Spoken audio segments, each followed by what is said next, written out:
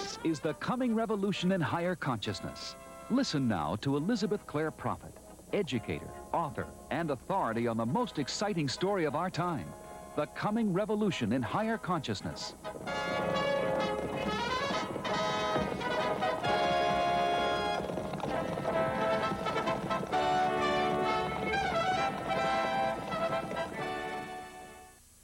Perhaps you are familiar with various sorts of healers who come in the name of Jesus.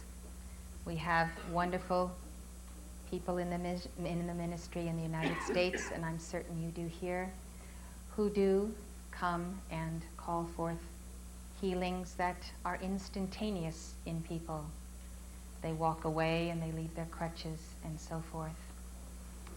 The path of the Ascended Master's teachings is not in this manner. So I would like to explain to you their teaching on healing.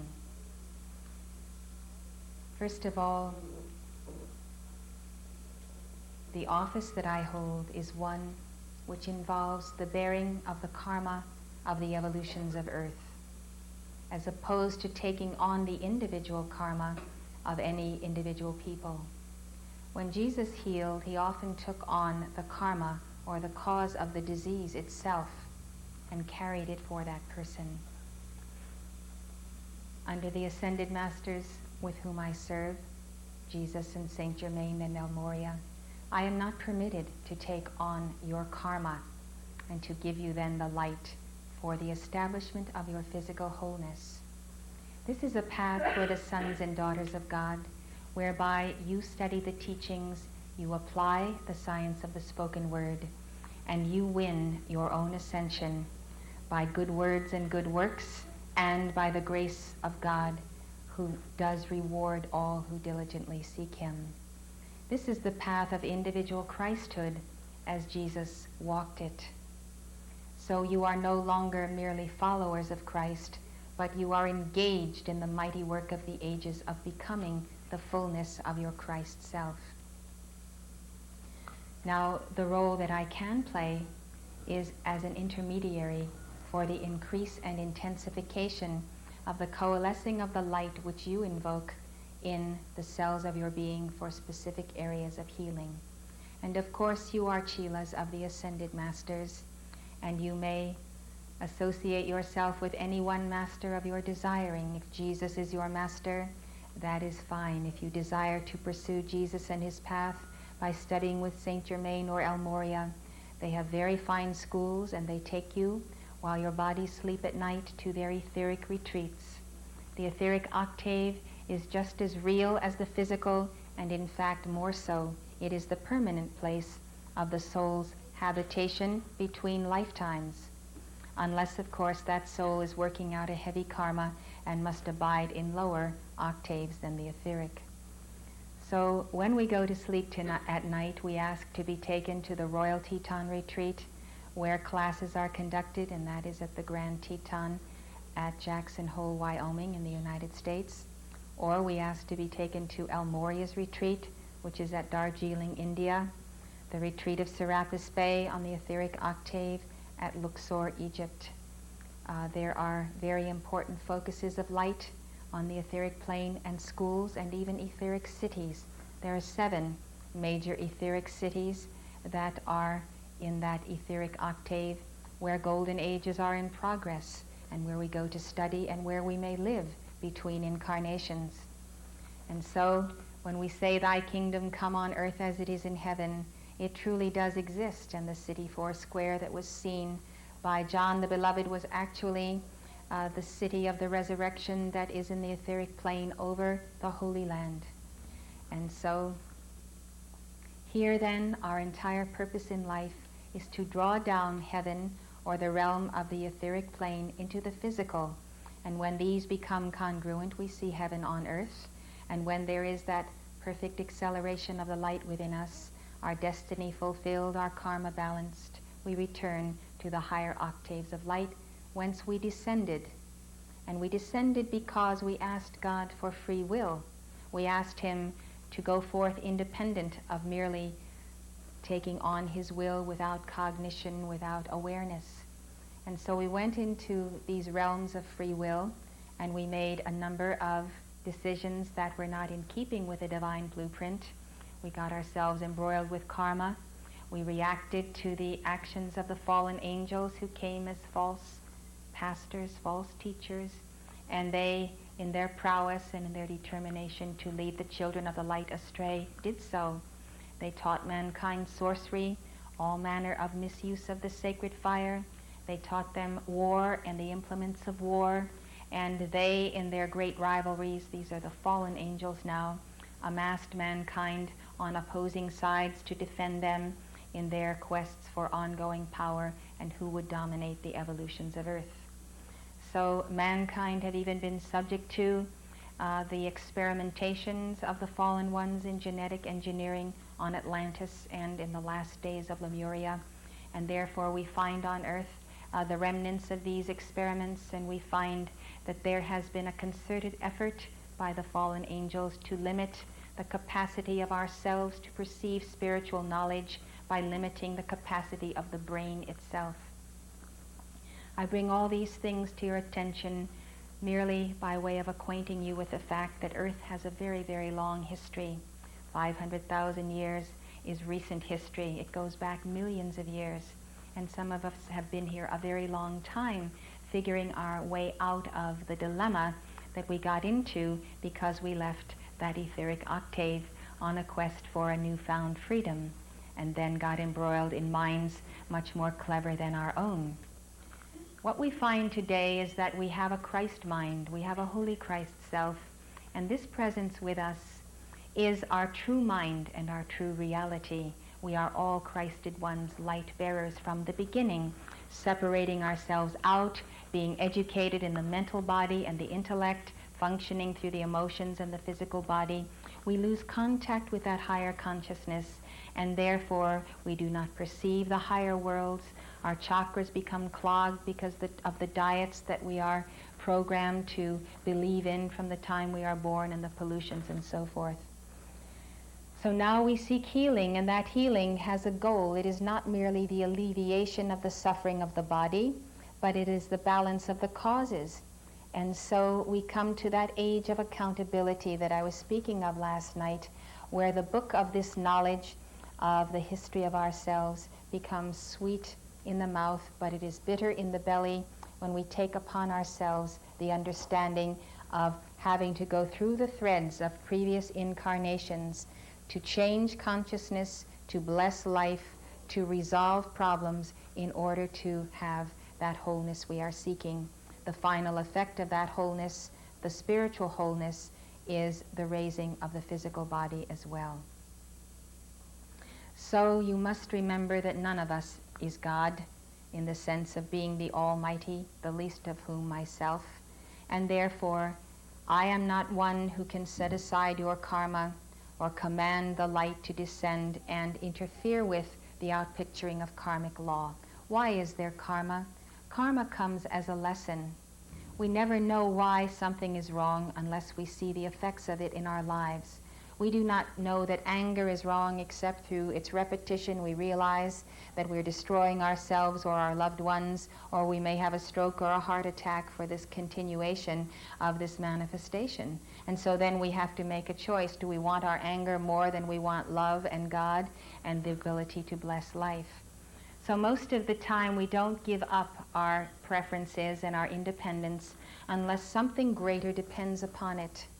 And that many times is our survival or the survival of someone we love dearly.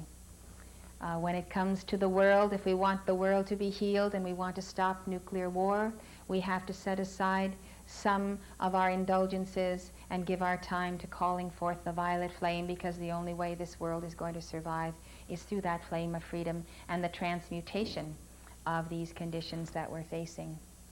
So if you want healing, you have to change your diet.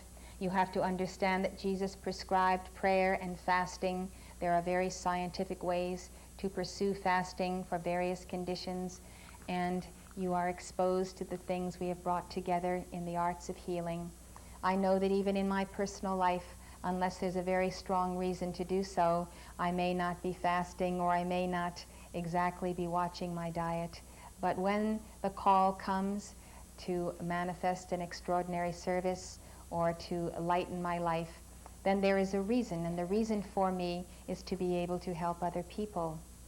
Only the love of God in a very intense and personal way as love for one another makes us give up a certain way of living that is kind of dense and laid back, and it doesn't require us to focus and really go after the spiritual light and get into the deeper things of God.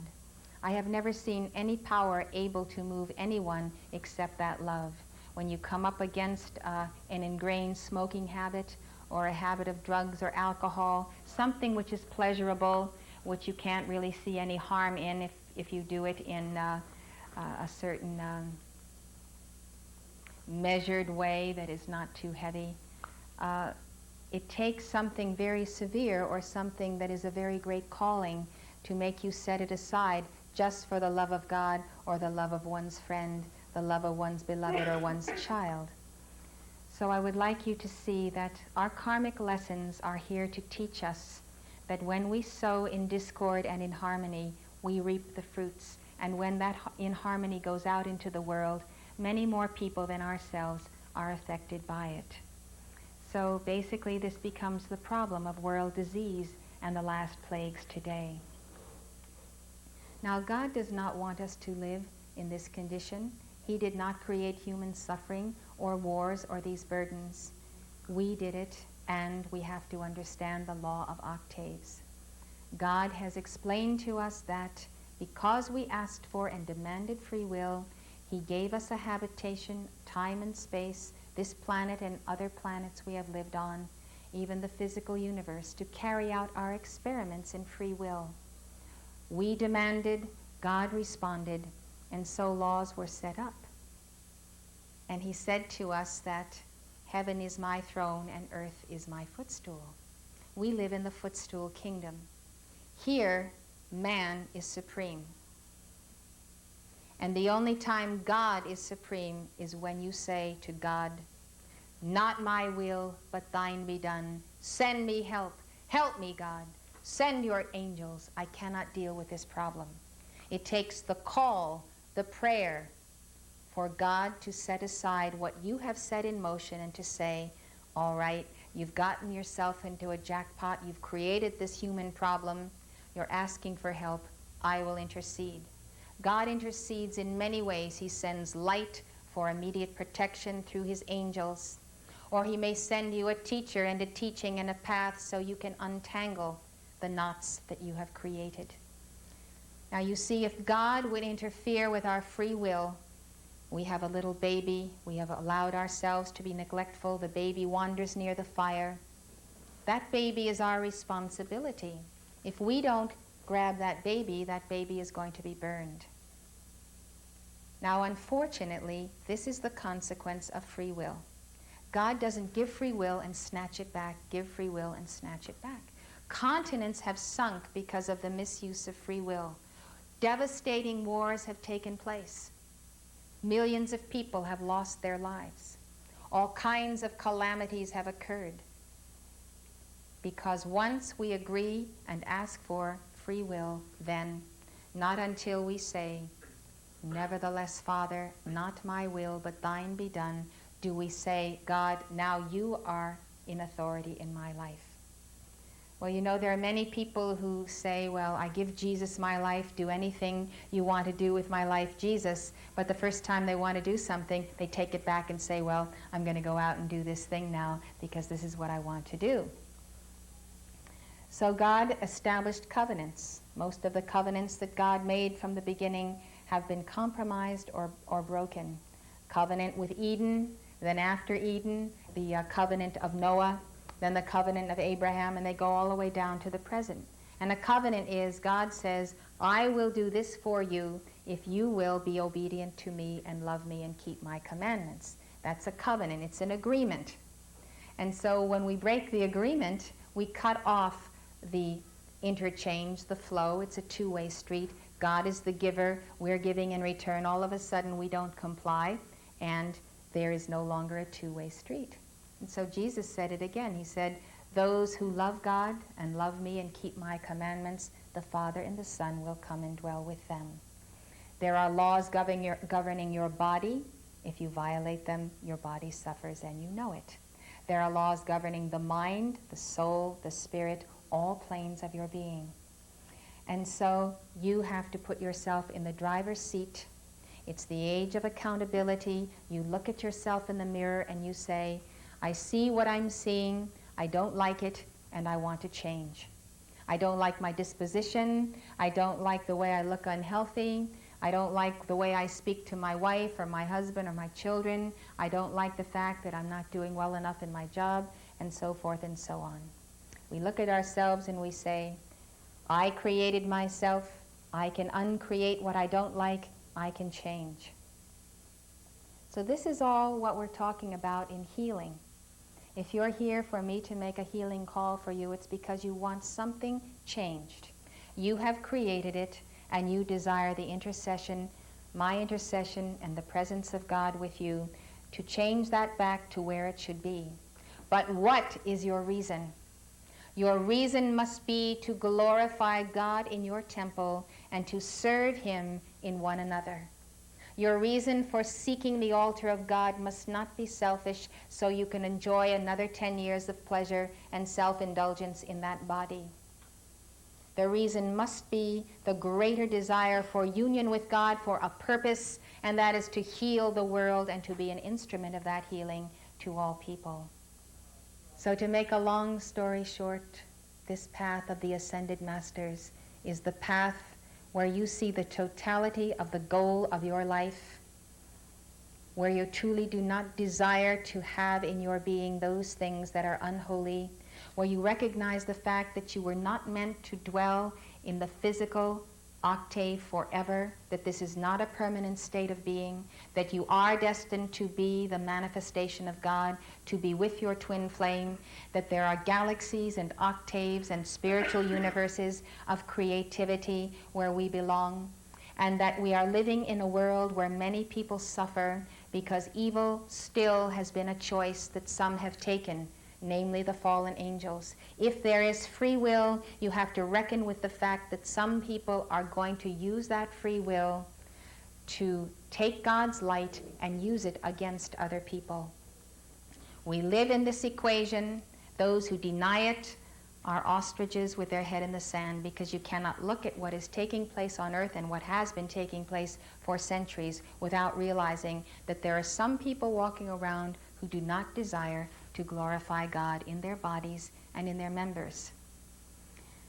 So the consequence of this is that millions of people are enslaved, ignorant to the fact that they are being used and manipulated. Therefore, my desire in being whole in myself, my desire to find the greatest strength and the greatest ability that I can, is to work the works of God to rescue His little children, the little people of this world who are bowed down in an economic treadmill, who have to pay their taxes, who have to submit to a system, and when you look at their week day in, day out, they scarcely have an hour to themselves beyond their jobs. They're taking care of their children and making enough money to keep a car and keep what is necessary in life. So lifetime after lifetime, we're on this treadmill, and we're still in the Egyptian bondage. Something is wrong. God didn't will it so, neither did you, neither did I, but we're submitting. We're allowing it to happen. We're standing by and participating in it.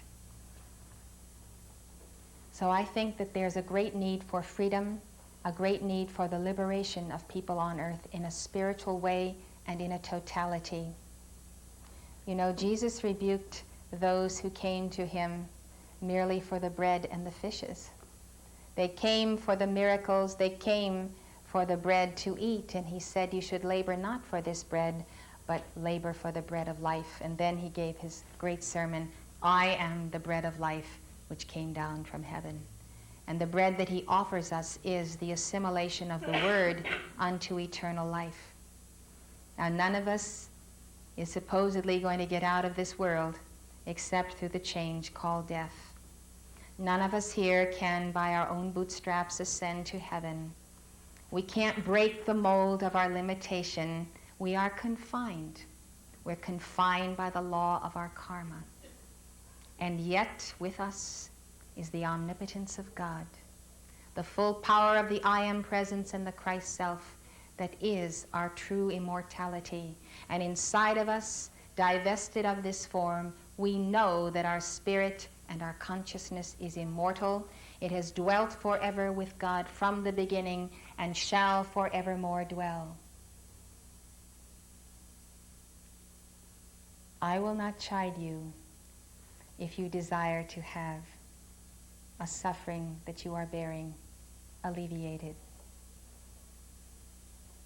As my daughter was saying recently, in the very difficult question we were speaking of, it was a question of abortion, and which side of the fence should we be on, and what should we take when it comes to 12 and 14-year-old girls who come home pregnant.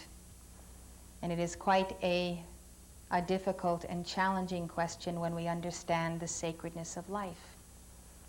And so in the face of all of these questions and all of these dilemmas that people face in their lives and the burdens that come upon them, she said to me, not being able to figure it out, she said, "Well, what's God for?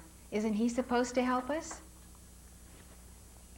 And I thought it was quite sweet, because in her desperation, she knew the only solution to this most difficult social problem would come from God himself. And so you have a right to say, what's God for? Isn't he supposed to help me? And he is supposed to help me. He is supposed to help you, and he will. I simply would like to turn your hearts to the highest goal and the great awareness of the historical stream and the realization that you have been through much on this planet for many lifetimes. And only you can decide to step apart from that ceaseless round and be free and truly walk the earth in the dignity of your own Christhood and begin to feel that you are actually contributing to the acceleration of a planet into a physical golden age. I trust that the Ascended Master's teachings, which we have brought to you, will mean for you as much as they have meant for me. My life has been one of immense gratitude at having been contacted by Saint Germain, of knowing since my early childhood that I had a mission, going from church to church, asking the questions of the ministers, and they would give me their answers, and I would know in my heart that these answers were not complete, and sometimes they were not even true.